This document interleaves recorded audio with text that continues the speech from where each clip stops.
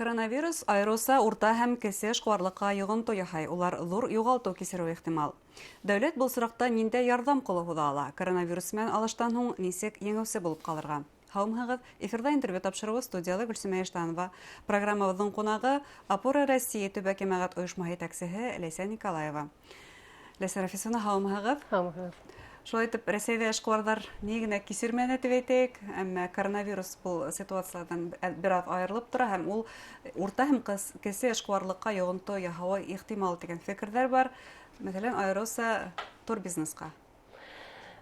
Бик дөрөс әйтәсез, ул эшҡыуарлыҡ, урта кеше эшҡыуарлыҡ нинди генә кризис күрмәде, нинди генә кризис кишермәй, бу коронавирус булмағанда да безнең проблемалар җитәрлек иде дип сезне башласым килә.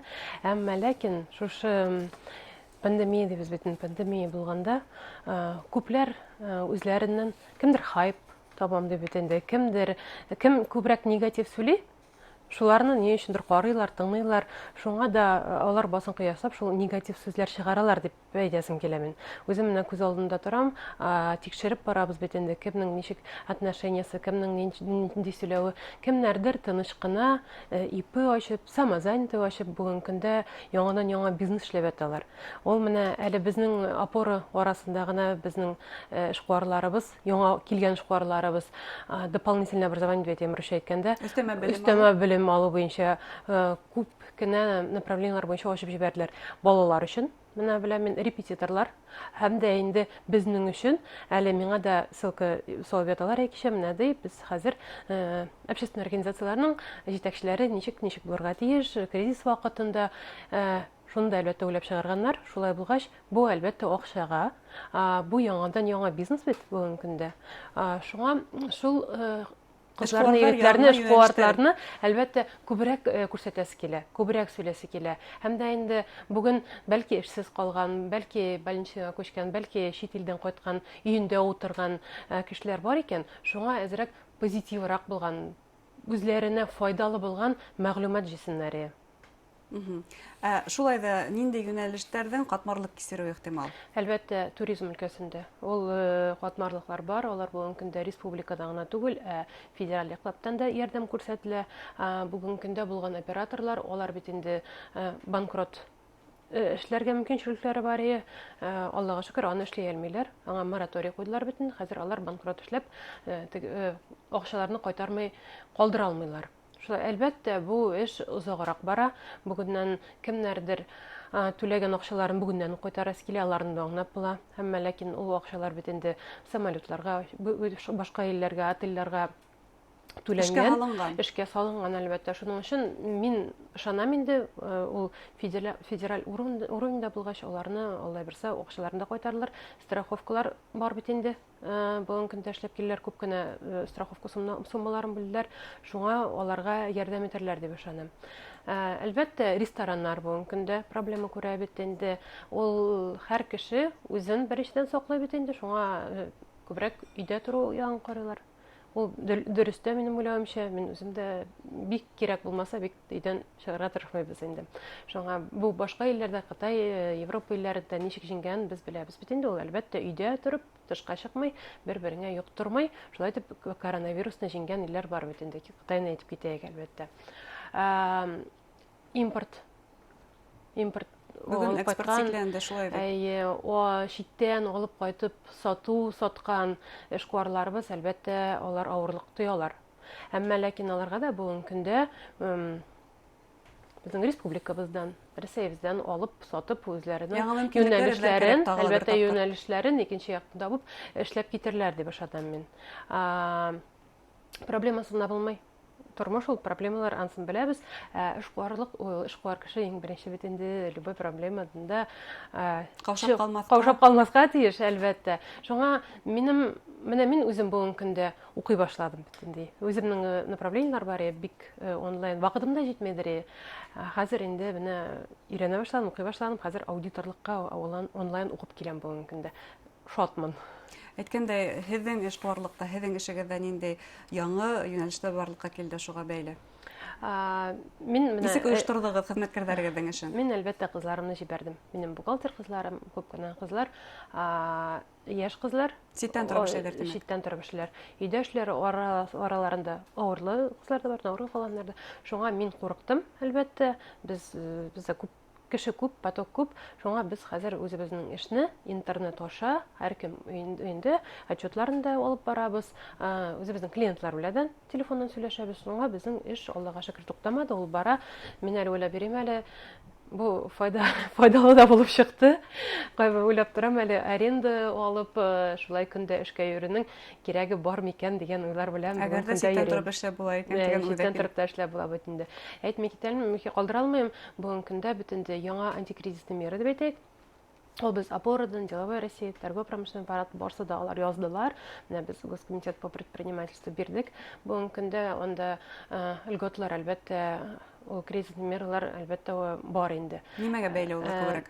Иң беренче менә муниципаль собственностьта булган арендалардан азат ителү турында сорыйбыз бит инде. Ул кисектереләме әле азат ителәме? Кайдадыр кичектерә, кайдадыр азат ителә.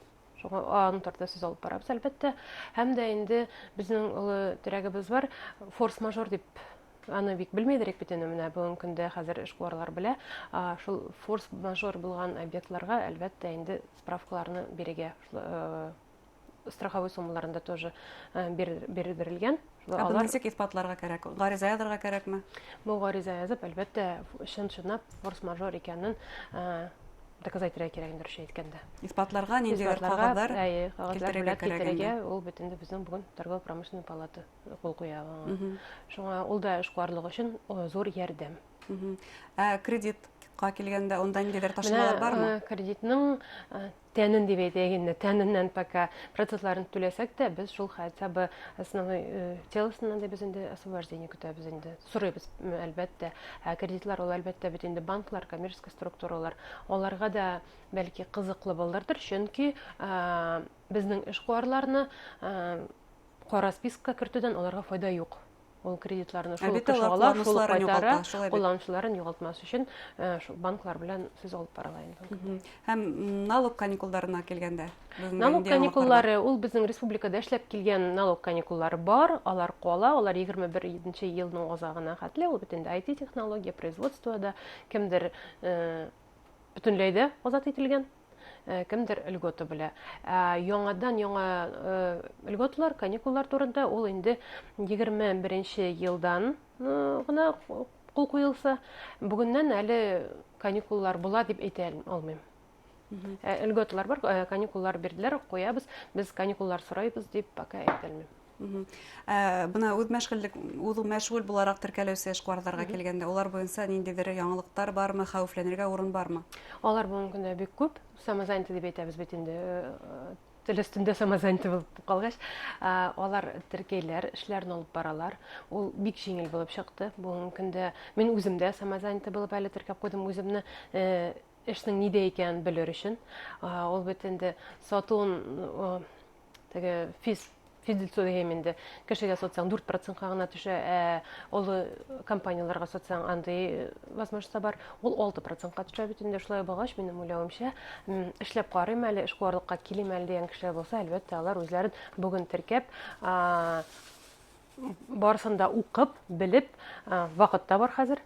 Аңа төшенергә, шуңа эшләп карасыннар, минем шундый теләгем бар инде.